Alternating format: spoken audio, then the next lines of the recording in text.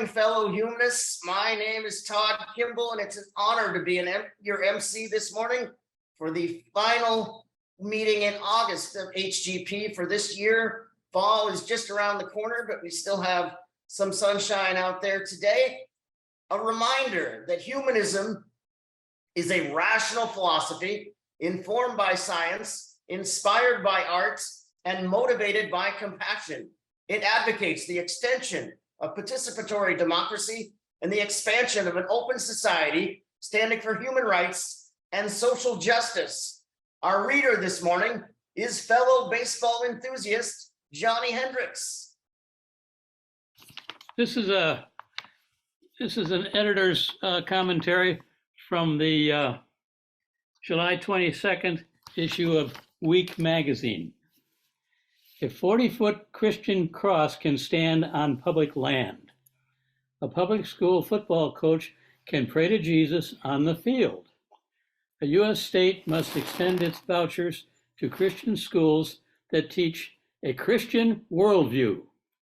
The newly active Supreme Court has given a green light to all these government-sanctioned expressions of religious belief, in defiance of previous court rulings that the Constitution bars official endorsement of a particular religion. Since John Roberts became Chief Justice in 2005, the court has ruled for religious organizations 85% of the time. And while past courts often protected minority faiths, this one showers freshly discovered rights on the Christian majority. Under Roberts, the Northeastern University law professor Wendy Parment says Wendy Parment, almost all of the decisions are issued on behalf of Catholics or evangelicals. This is not an accident. Republican presidents have for decades outsourced their court picks to the Federalist Society, whose co-chair Leonard Leo is a member of the far-right Catholic sect Opus Dei. The result is an overwhelmingly Catholic court. Only about 21% of Americans are Catholic, including, full disclosure here, my mother's side of the family, the Irish side, the Scottish Caskies, are Episcopalian. Yet 6 out of the 9 justices are Catholic, or 7 if you count Neil Gorsuch, who was raised Catholic.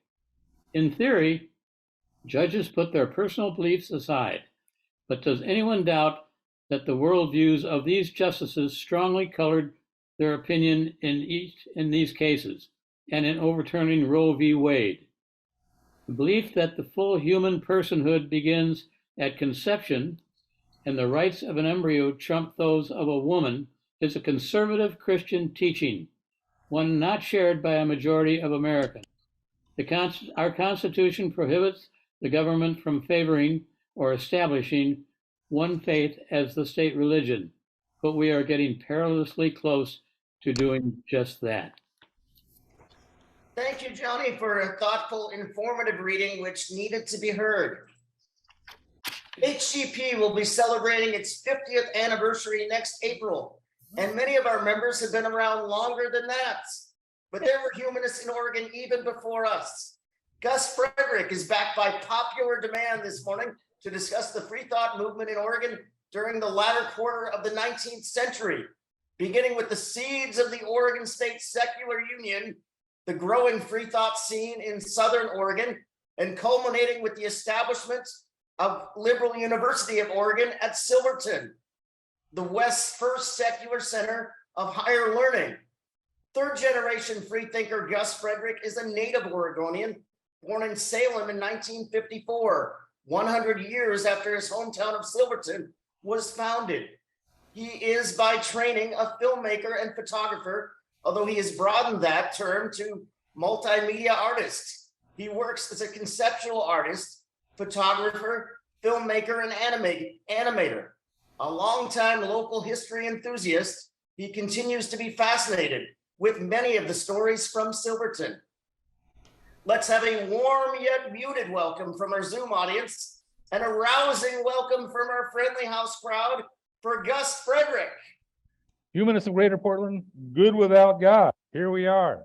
Again, as they said, I'm Gus Frederick from Silverton, Oregon, and I'm going to talk to you today about the Freethought Movement of Oregon. Silverton used to have this painted on one of our downtown buildings, says Universal Mental Liberty. I saw the picture. It was only there for maybe 10 years or so, but there's little interesting stories behind that. When I first moved to Silverton 50 years ago this summer, I didn't think much of the town. It just seemed like, oh, small town, you know, like other small towns I've been to. But my background is I'm a third generation freethinker. I grew up with no religious training whatsoever. And I found out over the years that I was rather unique in that. A lot of y'all seem to be recovering Catholics or whatever, which is cool, you know. But to me, it was kind of one of those weird things. You know, I kind of looked upon going to a big church the same as I looked upon some native out in the woods, you know, whatever. And the more I looked at things, it seems that those natives out in the woods worshiping God and or worshiping the earth and everything may have been a little bit closer to what my beliefs were. Nevertheless, I moved to Silverton and was kind of that's my little thing here. An awakening for me as a freethinker, because I never really thought about that. I just remember as a little kid going into the doctor's office and there's these Bible picture books with these incredible illustrations that years later reminded me of the Rajneeshi ones you would get at the airport, or the Hare Krishna books. Very beautiful illustrations, but I'm going, you know, what does this relate to me, you know? So I just assumed, like I'm sure everyone else did back in the, you know, the good old days of the latter part of the 19th century, everyone was a, you know, a good church-going Christian. But the more I looked into it, that was not the case. So today's talk, I'm going to talk about the various flavors of freethinker. What is a freethinker? Well, these are all freethinkers, all over the map, literally free thinking. But I'm going to kind of focus on a couple of separate ones here. What I'm calling the free love movement, the spiritualists, prohibitionists, and the moralists, because these folks were kind of directly related to the story I'm telling here about Oregon. Not directly, but, and there was some overlap too. But some definitions. Temperance moralists believe that living a moral life, sanctity of marriage and family, belief in temperance, moderate use of alcohol and tobacco, science trumps mythology, big time freethinkers. Don't go to church, but they are very moralistic in spite of that. The spiritualist creed, on the other hand, were kind of unique. An afterlife is real and can be explained scientifically, they thought. There are a lot of smart folks in this period of time that believed along these lines. Sir Arthur Conan Doyle, for example, is probably one of the more famous ones. Contact with spirits is possible. Spirits are more advanced. Spirits are capable of providing useful information about moral and ethic issues. Well, who knows? Probably, maybe not. I don't know. So that leads us to the free love creed. Now, these folks believe in freedom, the negation of all slaveries. Belief in love, the negation of all hate. Belief in wisdom and knowledge, the negation of all ignorance. So these folks are actually more modern when you think about it, because they believe that, you know, the free thought thing was maligned in the press, as you can imagine, during this period of time as sinners, blah, blah, blah. But they basically believed, in a nutshell, that the government had no right in telling who can love whom, whether it's gay relationships or men and women. At this period of time, it was illegal for unrelated, unmarried couples to live in the same household. I mean, it's quite bizarre. It's part of the suffrage movement. Anyway, moving right along, this is from Moses Harriman, the editor of Lucifer magazine, which was reprinted in Freethought magazine, 1897.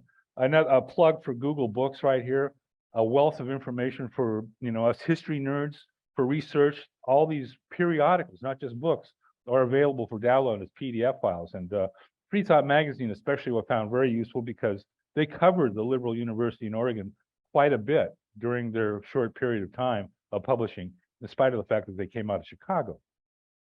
Anyway, this is one of my cooler little cartoon pictures. Kick and keep religion out of America's public schools.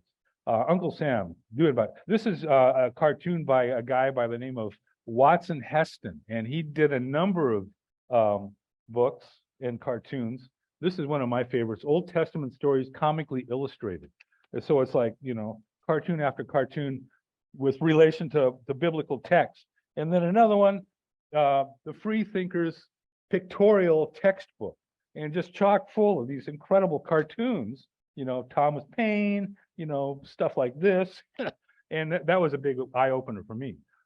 So finding out about this guy, he died in like the mid 1890s. So this is like a long time ago when you think about this. And he's, you know, he very popular at the time. This is my homeboy, Silverton's own Homer Davenport, one of his more powerful cartoons. This guy holding up a little baby right after being born, religion with the whip, you know, so it's kind of dramatic.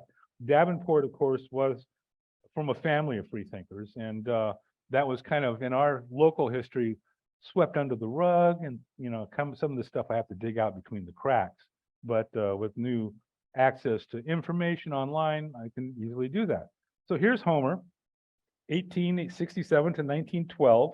He's a cartoonist, author, lecturer, and Arabian horse breeder. Now, the time when I first moved to Silverton 50 years ago, it seems like a long time ago, the local newspaper had just republished his autobiography called The Country Boy. And it recounts him growing up in Silverton in the 1880s and the 1890s. And it was incredibly fascinating. I was kind of an aspiring cartoonist myself. So here's this, you know, town that I've moved to is the home of this famous cartoonist. So in The Country Boy, in the preface of that, there was a very interesting couple of lines, and I'm going to read straight out of that. And that is he's talking about how the spirit of Silverton, the community spirit of all these pioneers, you know, even religious things could not drive them apart. So a Campbellite minister by the name of Chuck Braden came there to conduct a revival meeting. He was a man of quite some force and reputation. He had quite a big audience greeted him in his first hearing, and he got on all right until near the close, when he issued a sweeping challenge to any infidels or freethinkers to debate with him in Silverton. His utterances had hardly cleared his beard when 10 men at least were on their feet asking him if he would debate Robert G. Ingersoll. The preacher said yes, with him or any of his disciples. The meeting broke up with much excitement, and there's Clark Braden right there, and there's Robert Ingersoll. And with a promise within a few hours, quite a long telegram, the longest ever sent from Silverton, was on its east to Colonel Ingersoll. But before long, one brief one returned saying Mr. B.F. Underwood, on the left here, was on the train for Silverton as a representative of Colonel Ingersoll to debate for 10 days with Reverend Clark Braden. And the occasion was carried on with much dignity until the last evening's debate, when someone started something, and when it was all over, several of the best families in town were on terms unbecoming neighbors. But the hardships and trials of the covered wagon days had brought about a strong bond that could not be broken by even religious whims and differences, and they were soon back together as one big happy family. All men and women who in their higher spiritual selves were more religious in truer form than the minister who had started the trouble. They were under the atmosphere and living in it that the old blind Arab poet described in his verse, written in the 11th century: when young, my friends, I would defame if our religious faiths were not the same. But now my soul has traveled high and low, and now all save love is for me but a name. And that little passage in The Country Boy kind of, who the heck is he talking about? You know, he doesn't mention any locals. He only mentions these three names: Braden, Ingersoll, and Underwood, who I'd never heard of before. But I started searching around, and lo and behold, Clark Braden was an abolitionist, minister, lecturer, and a Union Civil War veteran. He was quite renowned after the Civil War, going in and challenging infidels and atheists and Seventh-dayers and Mormons and anyone else that didn't agree with his particular brand of Christianity to debate. And he was very long-winded, and apparently he had challenged Ingersoll numerous times, and Ingersoll refused. Anyway, Ingersoll here was a lawyer, author, lecturer, and also a Union Civil War veteran. This is back in the day when people paid good money to hear people talk. like me. Now you're getting a good bargain, But Ingersoll, he got made a good bank doing that. But he was a very vocal free thinker. He called himself an agnostic as opposed to an atheist. They would refer to him as the great agnostic, very educated.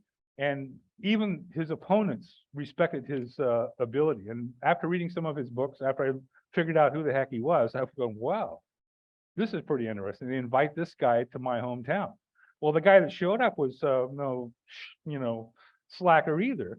Publisher, author, lecturer, also a Civil War veteran on the Union side. Underwood was a very prominent in the Freethought movement in the latter part of the 19th century. His sister, Anna Underwood, published this index of free religious, free thought stuff, and so they're very actively involved in getting the free thought message out. And actually, he had visited Silverton on several occasions. This particular visit was in 1873, and the topic of discussion that got everyone riled up was evolution.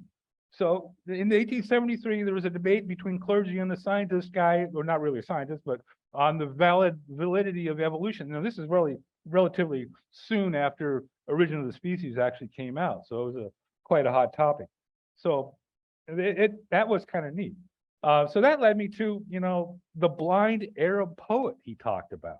And he references that one line there, which was out of the quatrains of Abdullah al-Ma'ari, who was a poet, author, lecturer, and philosopher, and a freethinker in Baghdad in the, the 9th century. It blows me away.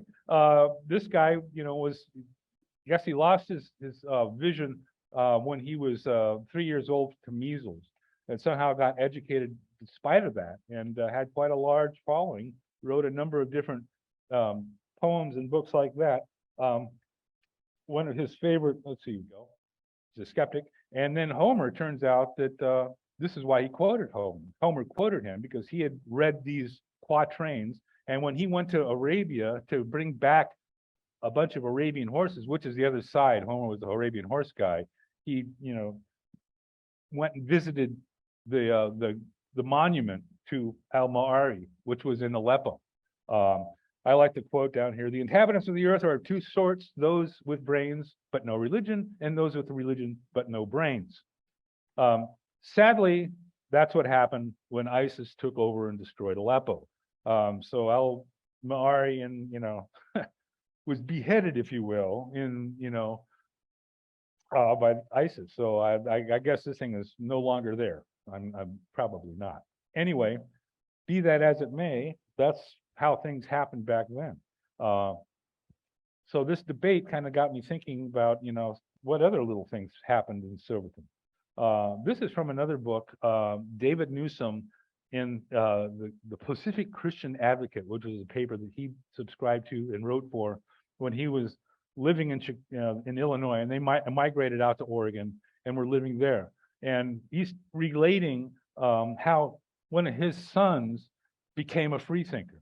And, these routes threw off the religious restraints, discarded the Bible and religion, finally generally avowed the doctrine of the Boston investigator and Darwin for a year or more. And, sadly, he ended up committing suicide because of a foreign law and jilted love affair. But that it kind of threw me some clues, Boston investigator, what's that? Turns out the Boston Investigator was a long-lived Freethought newspaper that came out of Boston, as its name would imply, co-founded by John Quincy Adams, former president. So who'd have thunk? And if our last words were to be written today, we should say to the people of the United States, carry the stars and stripes above your head and put the cross beneath your feet. Okay, that was L.K. Washburn, editor. So anyway, during this period of time, there are a lot of Freethought publications. And a lot of that was because there's kind of a revolution in reprographics technology, and a lot of books and publications and things became economically viable to not only print, but to ship out by way of the railroad and send copy even over the telegraph. So these are a number of different ones, different publications and publishers. This one right here, T.B. Wakeman, Torch of Reason, that's the Silverton Liberal University paper. And some of the stuff that I've most of my information was from H.L. Green's Freethought magazine. And there's some other ones here, Etta Semple, The Free Thought Ideal, and and of course E.M. McDonald from The Truth Seeker, which is a very famous magazine, which is still in publication sporadically. Freethought magazine was published from 1893 through to 1903, and I got maybe half of the issues. The first half before they started in Boston and moved to San Francisco, and unfortunately they're not digitized, the Boston stuff. This is H.L. Green, the publisher of Freethought magazine. Robert Ingersoll, again, he visited Portland a couple of times, Oregon, never came to Silverton, unfortunately, but he visited Oregon at the Mechanics Hall and did a lecture there around this time. And then Samuel Putnam was another one, notable guy. In fact, this book right here had this picture of Samuel Putnam and some other folks in front of the Freethought Publishing Company in San Francisco in the early part of the 1890s. And there's some more stories about Mr. Putnam a little bit later on in this talk. But he actually did a lot of Oregon stuff. He was based out of the Bay Area, but during this period of time, this is right before the Oregon State Secular Union really started going. It was just a lot of individual towns and communities, and then they decided, well, we should band together as a state organization. So downstate, this is the Universal Mental Liberty Hall in Talent, Oregon, which is basically between Medford and Ashland, if anyone's been in the area. And it was run by this husband and wife team who are talent spiritualist freethinkers. They didn't want to have anything to do with religion, but they still believe that something happens after you die, and it could be explained scientifically. Yeah, well, they never did prove that, but whatever. But here's a list of some of the events that happened. I found in some of the papers. They will have a number of lectures upon spiritualism delivered at the UML Hall in Wagner Creek within the past 2 weeks. The evening of November 22nd was delivered the most useful and scientific lectures, just plug in the whole thing again. And then a free lecture will be giving at UML Hall at Wagner Creek evening, Agnostic View of Spiritualism. And then some Ashland evangelists will hold the divine service at the UML Hall. They rented it to everyone next Saturday. And then finally, Thomas Paine's birthday was duly remembered in Talent, where an entertainment in honor of the event was held last Saturday. So it was all over the state, those funky people that didn't go to church. In Silverton, this is that building that was in there earlier. Someone had mentioned that.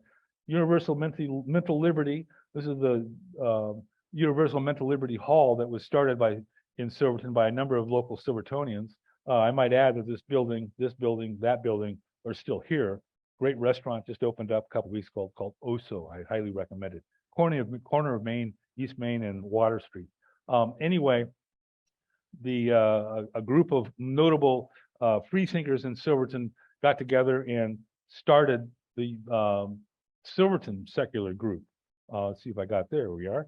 Silverton Liberal Union members: Henry Allen, Timothy D. Allen, Lewis Ames, J.T. Cox, W.M. Klein, T.W. Davenport. This is Homer's father, and other different notable Silvertonians. Earl Wolford was the one that owned the building there. Oregon State Secular Union decided we should form our own little statewide thing. And so in, let's see, what was the date of that? I forgot. Yeah. The State Secular Union Organizing Convention was shortly after Ingersoll's thing, a couple of years after that.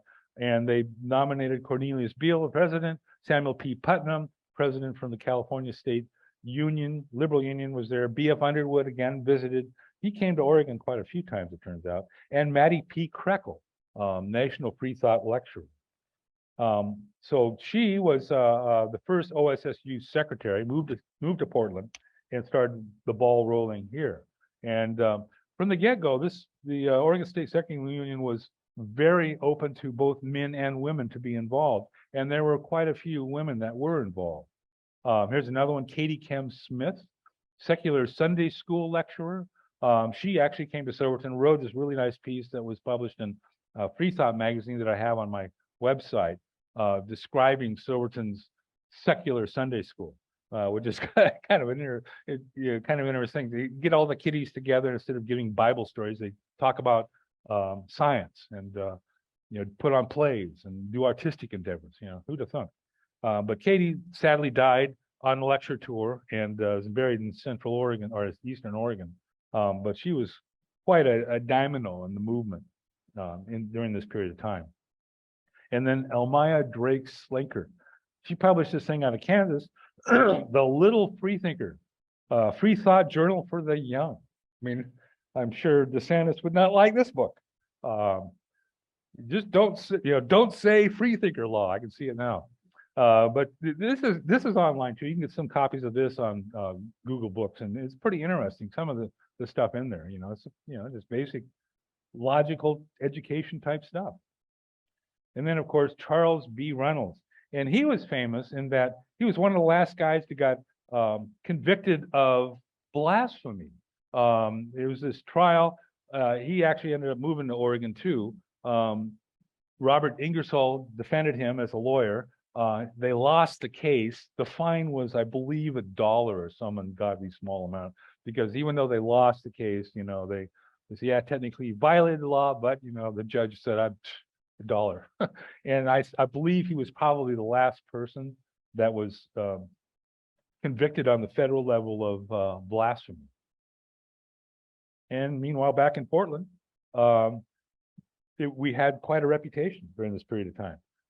Leaving for infidel Portland. This is a little girl in Seattle whose family was about to remove to Portland and who had heard of spoken as forlorn and particularly God's forsaken place, was saying her prayers at her mother's knees the night before the intended departure. She said all that had been taught to her, and then with peculiar emphasis and solemnity added, now goodbye, God, for tomorrow we are going to start for Portland. Well, that's Seattle propaganda. So anyway, this is another one, McMinnville, the Secular Church and Science Hall. This is financed by Aaron K. and Martha Jane Jones, who Aaron started one of the first steel foundries in McMinnville and in the Oregon Territory.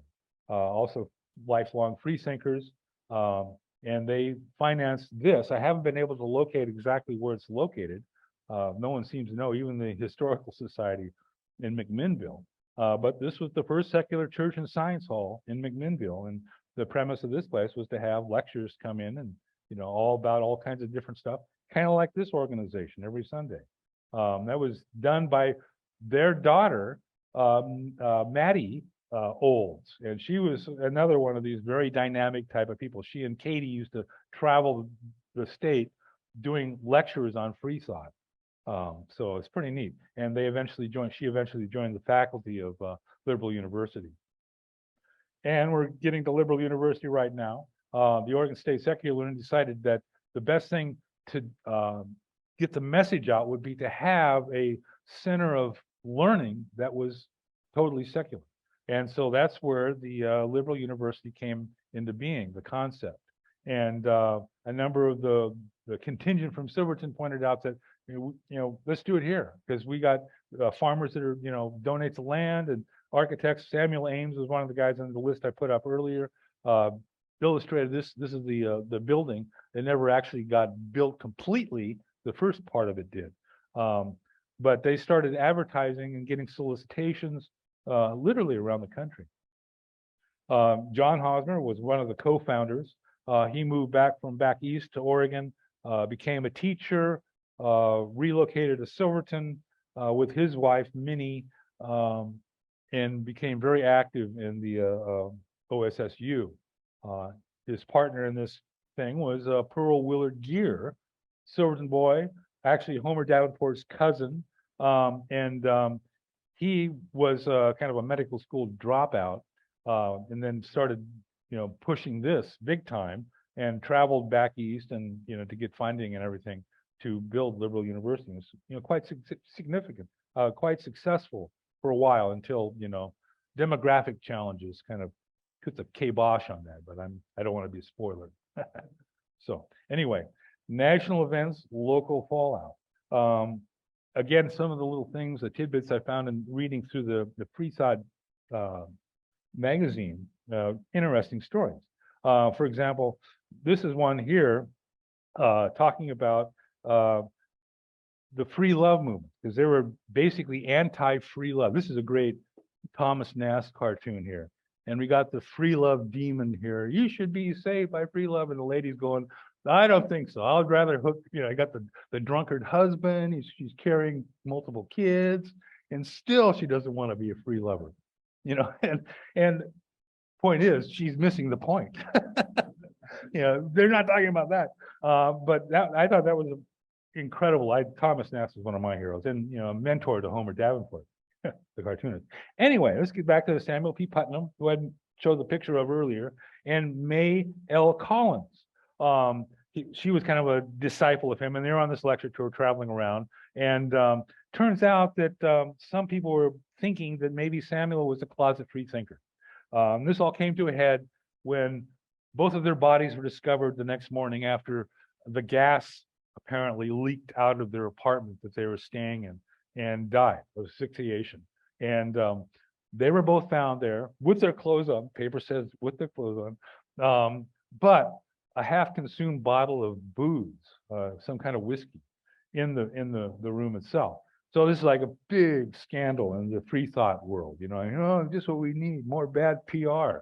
So this whole Putnam thing was talked about in Freethought magazine for 3 long months. Samuel Putnam and May Collins passed mysteriously, unaccountably from life. And then the next month, what we said in the January issue was said after much considerate reflection, and then finally, our last word, we're not going to talk about it anymore. We had decided to say nothing more in these pages about the life and death of Mr. Putnam, but blah, blah, blah.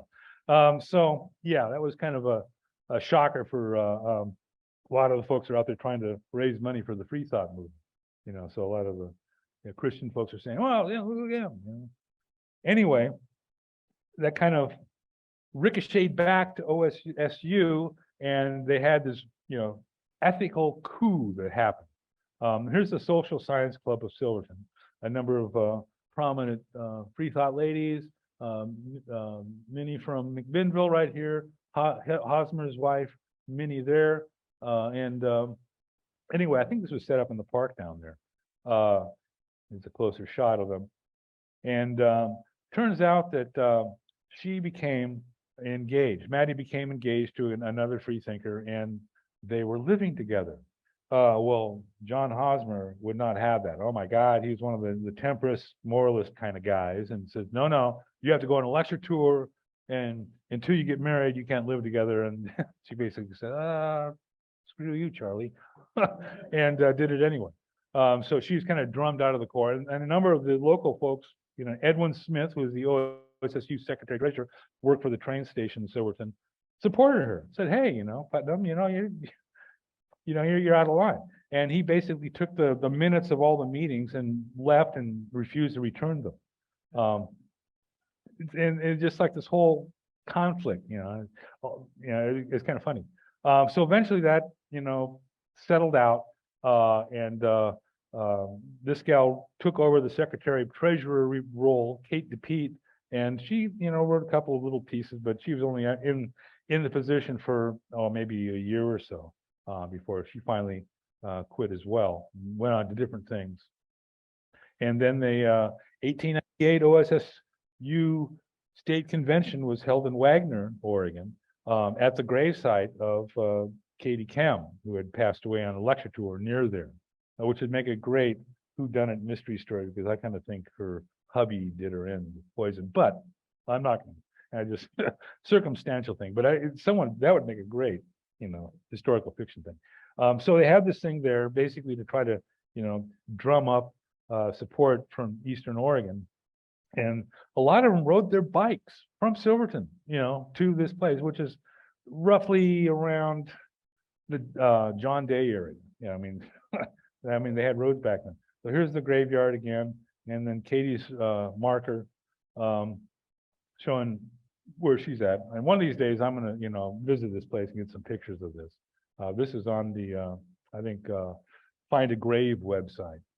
And then another thing is, Pearl Gear's other cousin, Homer's other cousin, T.T. Gear, who was Oregon's first native-born, quote unquote, governor, floated a bill to fund liberal university. And SB 209 for an act to assist in the erection and building of Silverton, Oregon, known as the Liberal University Building. Died in committee. So yeah, you don't want to spend money on a atheist college, which is how it was billed back then. So interesting. This is how far they got for the building. It's pretty, interesting structure. The original illustration had another section mirrored over here on this side, but they got as far as doing this. And then Pearl, he ended up going back east to drum up stuff, and the dedication of the Thomas Paine Memorial in New York. He went out there and pitched a number of folks, got some Eastern freethinkers involved, heavy hitters like T.B. Wakeman, who was listed earlier as the editor of the Toward to Reason magazine, and convinced him to move out to Silverton and join the staff, the faculty of Liberal University. Another one, Dr. E.B. Foote, who was a Britisher Freethought guy, plugged us again as well. And a lot of these magazines were had running ads on Liberal University. I've gotten pictures from the ads in the magazines. And here's the faculty. What's interesting about this picture, besides the fact that it's women and men are pretty much equal in this picture, but there's a lot of local folks. Laura Ames here, Alice Davenport, Homer's sister, Pearl Gear here, and then Pearl's sweetie, Sophie Wolf, right here. And then here's Wakeman and his wife and his daughter, and then Hosmer here. So it's kind of interesting story, because I saw this picture reproduced in for PDF file, and I'm going, oh, I'd love to find this. And I found an actual photograph in our historical society of this actual picture, so I was able to scan that in. So I think it's pretty neat. Then this brings us to the great logo controversy. And I as a graphic artist, I really appreciated this story, finding this. This was the Freethought badge here, designed by Otto Wettstein out of Chicago. I mean, every issue of Freethought magazine had this ad for this guy's stuff. He even had Robert Ingersoll spoons. You could get, if you collected spoons, you could get a Robert Ingersoll spoon. But you can see here's his badge down here. And this is what it looked like when it was reproduced. Pretty neat, actually. I'm seriously considering redoing this. It wouldn't be that hard. There's a number of places that do enameled pins and that stuff for a pretty reasonable cost. So I'm sure someone would love to have something like this. Anyway, here's an example where it was used. This is from the Truth Seeker magazine, one of the more famous, I mentioned earlier, Freethought pubs. And you got Ingersoll here as the giant, and they're throwing slings out here, and he's got his shield, the Freethought shield right there. And then, of course, here's the actual patent for the design that Wettstein filed with the patent office in 1885. So they really wanted to use this quite a bit. In the Toward to Reason, published out of Silverton, Oregon, they used it here in the masthead. And of course, here, this is one of the plays put on by the Liberal University. And there it is again, all over the map. I mean, it's really kind of a neat design, kind of complex, and this is engraved on Katie Cam Smith's tombstone marker over there in Central Oregon, the same thing. Anyway, enter Ida C. Craddock, another freethinker. Had a book about her. I got it was kind of an interesting, sad story that she had. But she suggested the pansy flower be adopted as the emblem of Freethought, as the word pensée in French means sought. Yeah, okay. Anyway, there we are. And her design, her idea. Mr. Wettstein was not amused. Any priest, parson, or schoolgirl would be happy wearing a pansy badge, a cheap ornament available at every 5-cent counter in every millinery and jewelry establishment. Whoa. Turns out he had something to him. here we are on eBay, and here's a Freethought badge for $777. So it held up. Now, if you go over to the double FRF website, you can get the pansy pin for just $5. It's from the Freedom from Religion Foundation. So Otto got the last word, I guess, on that. Anyway, here's the shot of the faculty. And I never noticed this before, but I scanned a super high resolution image. And turns out that they're all wearing pansies pretty much. But, turns out Hosmer, had the other one too. So, yeah, and I had another one earlier with Pearl Gear. He was wearing one as well. So that kind of leads us towards the end of the dream of the era. How the whole thing came about, here's these prominent folks here. Turned out that Minnie soon passed away from unknown thing, and there was internal crap happening in the school. There's Minnie's marker up in the Silverton grave.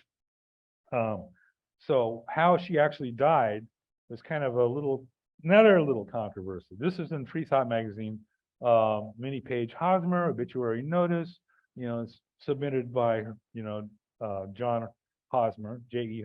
Hosmer, and he basically said, well, we got mad at those guys and left, and she didn't want to leave the school, and she died because of those mean people at the liberal university, and they wouldn't let her and support me and blah, blah, blah. And so basically he had this whole story. What happened is that after this whole Maddie from McMinnville stuff hit the fan, Hosmer refused to, we're leaving.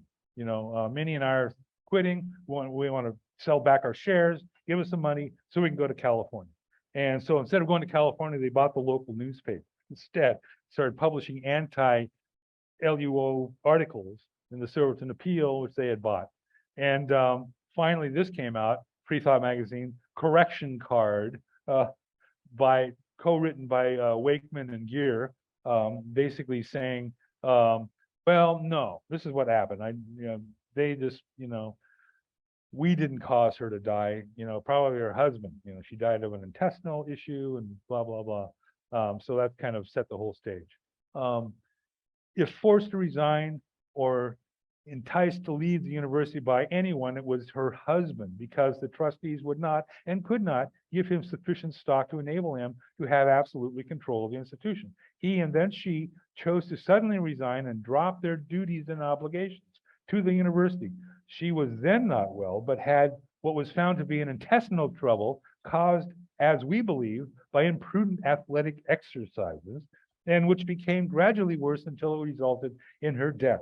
The cause of her death was not mental, but physical peritonitis. Yeah, there you go. Shortly after that, LUO and Silverton folded up, and they relocated to Missouri in this building for maybe 6 or 7 months, and then finally just dissolved on its own and became the thing of history. My personal theory on how that whole happened, and it was kind of like uniform Freethought movement, which was pretty active around the turn of the 20th century, kind of nosedived and became irrelevant after that. And it was a demographic thing. And primarily it was immigration, that big bugaboo. A lot of, especially in the Silverton area, because we had a lot of Scandinavians came in to work the forest in the timber industry, and all of a sudden they were the vast majority, and they were all Lutherans, very religious, didn't cotton to no atheists, no matter what they called them. So, Freethinker and his wife suffocated in the bed, another gas issue. Turns out that Horace L. Green and his wife were discovered dead because a gas line in their apartment was left open or opened or leaked or something, and they all died. And so they were still wondering, because they're greatly in debt at this point. The magazine was losing money left and right. And so there are people, we don't know if that's what caused it. Who knows? Freethought magazine was picked up, relabeled the Liberal Review, and ran for another couple of years under this guy's tutorship, if you will. But it eventually went out of print as well. And then here's Wakeman, shortly before his death, at a conference of freethinkers in Europe. And you notice a lot of old folks in the crowd here. So again, it was kind of like this whole Freethought era, golden age of Freethought was, finally coming to an end, if you will. Pearl Gear, it's East. Cousin Homer hires him to be a manager of his farm and his livestock, and as well as his lecturing business. He was quite an extensive lecturer. And he ended up marrying Sophie Wolf in New York City by the mayor of New York. Turns out that his soon-to-be brother-in-law, Lewis Wolf, was on the second Perry expedition to look for the North Pole. They did not find it, but apparently, story goes, Sophie Wolf broke the engagement because you sent my brother off to to his death, blah, blah, blah. I'm not getting married until he returns. Well, he comes back and they get married. And Mr. Gear is a cousin of Homer Davenport, who was one of the witnesses, Lewis J. Wolf being the other. So I thought that was kind of interesting story. Local Silverton kids get married in New York City Hall by the mayor of New York. The editor obviously assumed no guy is named Pearl, it must be Earl. And so it's changed from the thing. Flashlight at wedding. That's what got me attention. I saw the headline. What the heck? Flashlight. And they didn't mean flashlight. They meant like the old style powder tray, that sort of flash. And Sophie sadly died about 10 months later of breast cancer. She's up here at Riverview. That's her marker. And Pearl went on to vaudeville after Homer passed away. And he chirped like a cricket, changed his name to Willard Carey, and became known as the human sound effects man, and did all kinds of stuff, eventually ending up in B movies. So that's some later years of shots of him. I haven't been able to find the movie he was in, but who knows. Hosmer, as I mentioned, bought the Silverton Appeal, bought a different one, the Silverton Journal, and they're plugging Silverton. Silverton has no saloons, 5 churches, paved streets, blah, blah, blah. Yeah, we got more saloons now, and a lot more churches, I might add. But we do have paved streets and electric lights. No sawmills, several solid banks, and anyway, this is Hosmer's new endeavor. He did another one, the publication in 1913, The Escaped Nun from the Mount Angel Convent, The Last Stand of Desperate Despotism. And this is a little booklet that thankfully our historical society had a copy, so I was able to get the thing. And it was typical of the time, of exposing all the stuff that was happening in the Catholic Church. Apparently back then they liked the nuns more than the choir boys, and he was talking about how this nun escaped and was taken in by a local church, and she was gonna, anyway, turns out that she apparently was bought off by the Archdiocese of Portland, who turned around and sued Hosmer for this publication, won, and the judge said, okay, you can spend 2 weeks in jail or pay $20,000 restitution. So he says, okay, I'll go to jail. And so he went to jail and got out, and there he was. So, but it's kind of interesting how this little stories of the Catholics kind of happened back then. And he stayed in Silverton, considered by many to possess a gruff and bellicose demeanor. And from everything I've read, yeah, pretty much as old John. He's up on the hill too. Here he is with one of his second wife, or third, I don't know. Got married a couple times, but he was quite active in the local media scene, if you will. And here's 2 other Homer sisters, Mary Dell and Alice. Again, she was one of the faculty members, taught typing at LUO, in front of the family house on South Water Street. They both donated a number of Homer Davenport original cartoons to the city at the library, to the library at the time. They're now in the process of being reframed in Silverton, and will become part of the expanding collection of Davenport originals of the Silverton Country Historical Society, which I highly recommend visiting if you're ever in town Saturdays and Sundays, 1 to 4 o'clock. I'm the president. Laura May Ames, one of the other ladies that was in the faculty, she also stuck around and became quite involved in the local library. She was very active in the social science club, and that actually persisted after LUO, started in LUO, but kept going until like the mid-20s or so.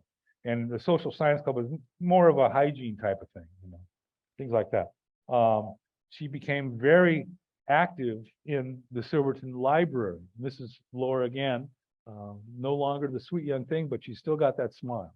And she was very active. And the library also, I was commissioned by the library to do a history of the library, and I found this little quote. The library also reported that it received copies of books and other publications from the university, which had been located in Silverton for 7 years. And I'm guessing that's from Laura, because she probably had them. She ended up marrying another local boy who ended up being the mayor, Reber Allen, of the Allen family. Because the Allens and the Wolves and the Davenport, these are all freethinker families. The town was pretty much founded by freethinkers. And here again, the dedication of the library. Here's Laura again in the middle, shortly before she passed away, and a number of the other folks and stuff, at the library.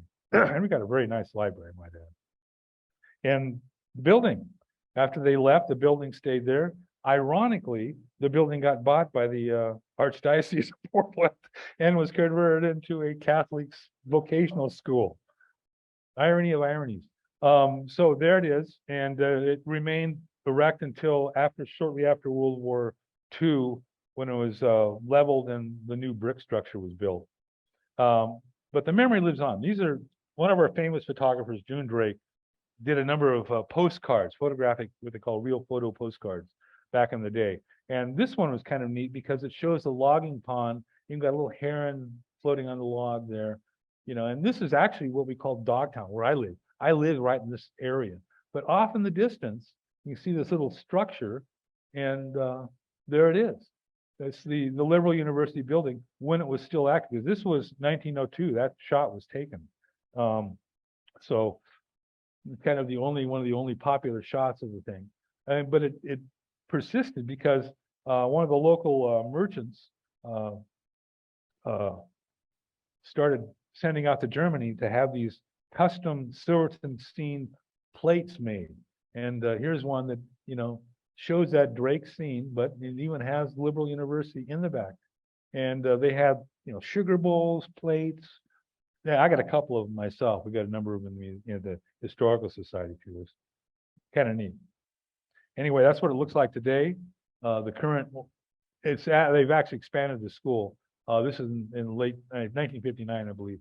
This is the only structure left over at the time from the Liberal University. Everything else is gone. This is gone as well now too. And but the church is still there. And Silverton, a little plug for the town, established in 1854. What's interesting about Silverton is we got 10,000 people. We got like 24 Christian affiliated churches. And that tells you something. A lot of people say, oh, it must be a very pious town. Well, no, we're just a very diverse town, because the Jews, the Mormons, the heathens, the infidels, they're not on the sign, but we're here too, And so this is kind of a statement. You go north 4 miles to the next community, Mount Angel, one church, Catholic. In fact, years ago, they wanted to have the Lutherans wanted to build a church in Mount Angel. They wouldn't let them. They said, so their church's mailbox for Mount Angel, but it's actually 2 miles out of town to the east. And then our local Silverton People for Peace, which I'm proud to say I'm a member of. This group here have been meeting every month on this corner to promote peace, basically, for over 20 years. Yeah. Curiously enough, the Rotary Club had these little posts, these little peace posts, and they erected one right there because of the folks coming here at this very same spot. And then our late mayor, Stu Rasmussen, who people probably heard about before, first transgender mayor of a town. And here he is reading the paper after he won.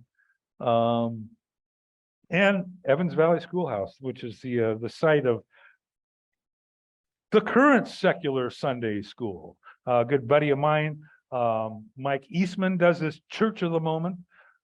He's a recovering Catholic, and he started this whole secular Sunday meeting thing. It's pretty neat.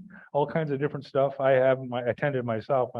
I still kind of find it antithetical for me to go, but a lot of people like this, and I applaud his efforts. And then, of course, one of our other famous sons, Dr. Don Pettit, who took incredible shots when he was in orbit on the space shuttle and the ISS, International Space Station. He was a classmate of mine. We both graduated in Silverton High 50 years next year, 1973. And of course, I'm going to end it with my favorite Colonel Bob quote that when I was nominated and then awarded Silverton First Citizen, and my buddy who was introduced me at the time kind of outed me as a freethinker, if you will, and there was some gas from the crowd, and everyone knew that already. But I was able to, I said this quote. And the quote is, "My creed is happiness. The time to be happy is now. The place to be happy is here. And then to be happy is to make others so." Robert Ingersoll. So that's, kind of concludes the talk for this today. And there you have it. And there's my version of the Freethought badge. So thank you. Gus, thank you so much. That was an outstanding journey you took us on today. Many interesting facts, and the visuals were just incredible. And even a little history on the Freethought capitalism, which I enjoyed. So yeah, thank you so much. You betcha. And it is very fitting that I'm going to take our first question from the humanist with the ironic name, Mr. Al Christians.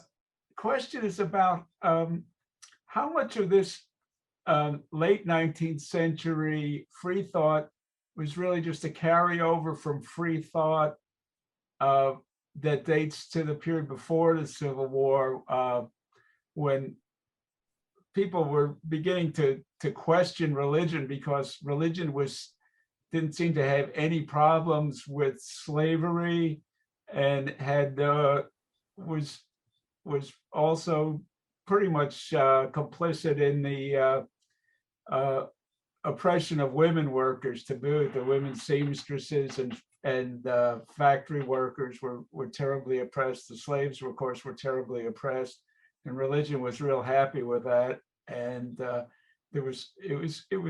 I guess it was the basis for a lot of the thinking that, well, religion must be missing something. And speaking of missing something, your free thought button has a star located where the unilluminated part of the moon would be blocking any kind of starlight. So it's obviously not done by a scientist. Yeah. No, it's done by a marketing person. But yeah, in fact, a lot of the free thought movement came out of the abolitionist movement, as I'm sure you're aware. And there's kind of a split there. I might add that a lot of the abolitionists at the time were religious. They were Christians, and they did not believe in slavery because of that fact. So it's all over the map. So I got to admit that I have a lot of friends that are Christians, because calling someone a Christian is like calling someone a European. Are you Icelandic, Italian, Scandinavian, Spanish? It's all over the map. Yeah. So I like to judge people by the content of their character, if you will, than their religious affiliation. Let's go live to the friendly house for our next question from Jeff Strang. Yeah, thank you, Gus. That was really interesting. Thank you. And I wonder if a lot of the religious free thought foment from those days was because of Darwin's On the Origin of Species. So maybe partly it was on abolitionist inspiration, and maybe a lot inspired by the thinking on evolution. And then it's interesting to me too, recently the Portland Tribune had a 3-part series on the Ku Klux Klan in Portland in the 1920s. And they were really big on getting rid of Catholic influence, a highly Protestant organization. So it's just really interesting to see these movements. Right. Yeah. So was there a question there? Yeah. How much do you think the Oh, evolution. Yeah. I think it played a big deal. I think a lot of it was, I just watched a two-part series on Nova. I mean, it came out a couple of years ago, but I got that, able to stream it. It's pretty neat. And there's a history of writing, which was incredibly fascinating. And some of the things that I'd never assumed before, they pointed out that the Dark Ages was primarily the result of a lack of paper. Because during the Roman Empire, they were able to get cheap paper, papyrus, from Egypt. Well, when the Roman Empire collapsed, that whole trading network went away, and the only way they could do paper, quote unquote, was with parchment, which was animal hides. They had no reliable substitute for that. So needless to say, it was not effective, and turned out that the only books that were made were these hand-lettered, illustrated Bibles and things of that made on literally animal skins until Gutenberg eventually invented the press and that. But during this latter part of the 19th century, and I mentioned that earlier, is there was kind of a revolution in reprographics technology, where not only paper but the way of the printing presses were being developed at this time. This is where people like Pulitzer and Hearst were able to take New York by storm, because they had this new technology of super printing presses that really changed the thing. And it also allowed for not only that, but more books to be printed and be disseminated, because now they had this transcontinental railroad. You throw a couple of crates of books on a train and boom, it's in the next town, or next state, whatever, in a matter of hours or days even. And that had a big difference. So that got the ideas out. And so I'm thinking what happened is a lot of these people that were free thinkers or tended to lean that way started reading more, starting seeing, not just magazines and books, but newspapers, and seeing that, oh, I'm not the only one that thinks this way. Maybe we should get together and chat. And one thing led to another, and that's what happened. And then, like I said, around the 20th century, they got that huge influx of immigrants that all of a sudden they became the majority, and kind of watered down that whole movement. I think that's my personal belief. Let's go back to our Zoom audience for a question from Hank Robb, who wants a clarification on one of your slides. Yes, I have a couple of things, but you had a slide where Uncle Sam is kicking a person out of the schoolhouse. Are you able to call that slide up again? I would comment that the darkness at the bottom of the badge is over superstition, whereas the sun is over truth and enlightenment. So I think I think we have those as symbols for light being brought over darkness. Yeah. And of course, the light is literally over the darkness. Well, let's see here. I can do the share thing here. The other thing, while you're looking, no higher person than William James, one of the fathers of American pragmatism, when he died, he left instructions for his brother Henry, the famous novelist, to look for signs of his spirit following his death. So this notion of God-oriented spiritualism was in a lot of corners that might be surprising. So yeah. You had that slide there of the person being booted out. Yeah, I had it. Here it is. There it is. Yeah, that person looks an awful lot to me like an African American. Now I don't know. No, he's looks more like a Episcopalian, like a Scottish kind of guy. Look at the sideburns, is that kind of kinky hair?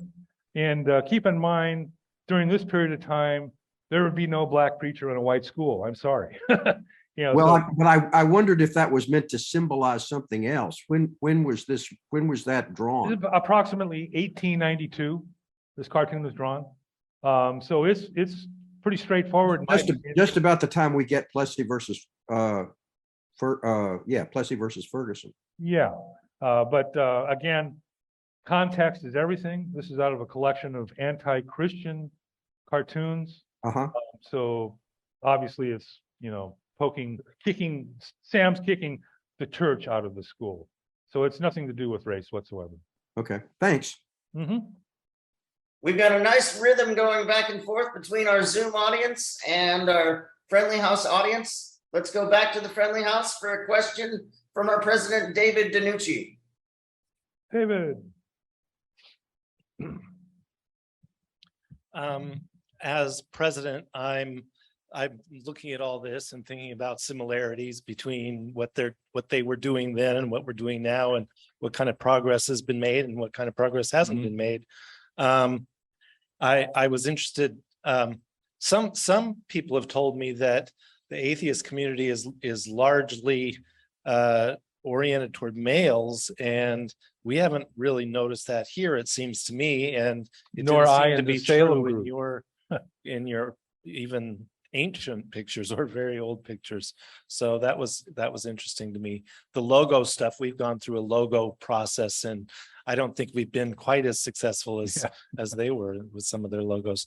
But just in general, this, I mean, it sounds like there were lots of efforts and smart people and lots of work toward making this community and keeping it going, and yet they had their issues, and yet at the same time we're still struggling, it seems, to have a community going, although it also seems that the ebb and flow often has to do with surrounding politics and things, and whether or not, if there's a strong push toward religion in government or in other neighborhood stuff going on, that's when, for example, we start seeing more members, etc. So is it good that we're not having to work as hard now, or that we're not that people aren't looking at groups like ours like, oh great, there's finally a group I can go to? Maybe they feel a little more naturally comfortable in the community these days. Yeah, I think it's not a yin or yang thing. I think it's all over the map. It's like, instead of being what we call two-bit, just black or white, you got all those shades of gray in between, So I know a lot of obnoxious Christians and a lot of very good Christians. And I know a lot of obnoxious atheists and agnostics and a lot of good ones. So people are people, depending on what, how they were raised, how they interact with their community. I think that's the key thing. And I think, different organizations, it doesn't really matter, because we've got a number of organizations in Silverton, a lot of different, like I said, our town is very diverse. So we got, I tell people it's both our strengths and our weakness. It's our strength in that we always have new ideas bubbling up and new things happening and new stuff and new people. And it's our weakness in that it's hard for us to get on the same page off. And I use as an analogy to that statement, our festival in Silverton, we have several, but our main one is the Homer Davenport Festival. And it's not nearly as big as the Hive Mind Oktoberfest put on by the Catholics in Mount Angel. That thing is a blowout every year. They start busing people down from Portland on Fridays. I mean, and it's huge, and it's kind of fun. Yeah, I only go on Thursday because it's local night, and I don't want to beat the crowds. But that's just all those same folks thinking the same, on the same track, and putting that thing together. And on Silverton, we still have a lot of folks that, get together and put stuff together, and I feel we're successful, but we're just not that big. But I don't see that as a fault. I just see that as us, Let's go to a question from our outstanding videographer, Mr. Mike Brochet. Okay, I've been a longtime cartoonist myself, and I actually submitted my first editorial cartoon to the Homer Davenport Days editorial cartoon contest and won first prize. No. That's the only time I did. What year? Oh, that was what, 1990, early 90s, I think. Yeah, when Jack Handy was running it. Okay. I run it now. Okay. So I recognize you otherwise. Oh, okay. Well, anyway, getting to cartoons, Homer Davenport was a friend of Theodore Roosevelt. And as a matter of fact, Theodore Roosevelt was came across some legislation that was anti-editorial cartoon. And he did an excellent quote that I think should be the motto of editorial cartoonists.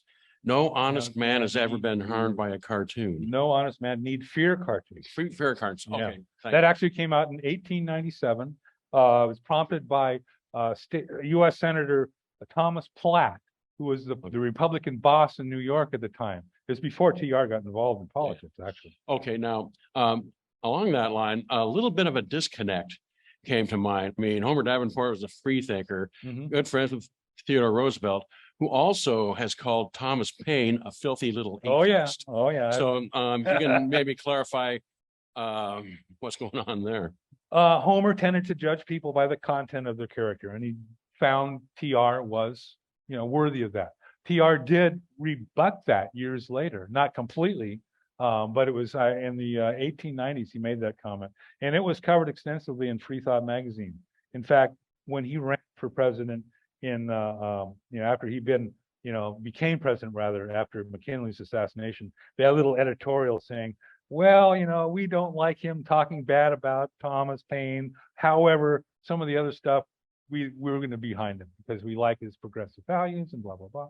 So anyway, and that's one of I use for our poster, that cartoon for the cartoon contest is no honest man need fear cartoons. Okay, thank you. Yeah, you bet. Let's You go can back. here too. Let's go back to our Zoom audience for another question from Hank Robb. Yes, you had the trial for blasphemy, and you said, I think you said it was in federal court. So was there a federal law about blasphemy? Oh yeah. Oh yeah. Can you say a little more? I don't know the particulars on it, but absolutely there was. In spite of the fact that it was in the Constitution first, no test, blah blah blah on the first amendment of the Constitution. So yeah, and I think it was more of one of those enforced by complaint type of things primarily, because they had a lot of stuff that I'm thinking the Comstock laws especially. Comstock took it upon himself to say that this stuff, certain things should not be sent through the Postal Service. He was never affiliated with the U.S. Postal Service. However, they took his advice and followed his lead anyway, for years. It was incredible. And some of the stuff that they banned was, like medical journals that had illustrations relating to female hygiene. It's purely medical, but deemed pornographic. I'll ask a question as we wait for final questions. It's a bit of a follow-up question to Dave DiNucci's question. I believe that in times of great frustration comes innovation, and I'm wondering, there is a lot of pushback, as Johnny so eloquently said in his reading this morning. A lot of people are frustrated with the religious movement of this country and politics using religion to push its agenda. Do you think that it might be time, or it might be the right time for a secular university to reemerge and have some power? I do. Yeah, absolutely. A lot of course, you're going to get all kinds of, backlash from the starboard tacking community, if you get my drift, about the wokeness of that concept. Of course, I always like to remind people that the opposite of woke is asleep. But that's me. But yeah, and in fact, Silverton has got a number of murals in town. And there was a group that took it over kind of to promote the mural society. And they tend to have that kind of, starboard tacking approach, religiosity and that sort of thing as being Silverton's tradition. So one of the things I plan to do is propose a Silverton mural highlighting the liberal university and the secular movement in Silverton, because that was a very big part of our history. And a lot of the people that were involved in Silverton's early founding were involved in those movements. So we'll see where that flies. Sounds good. And as a sports fan, I say that it would help our secular university if we were good at football. Yeah, yeah, there you go.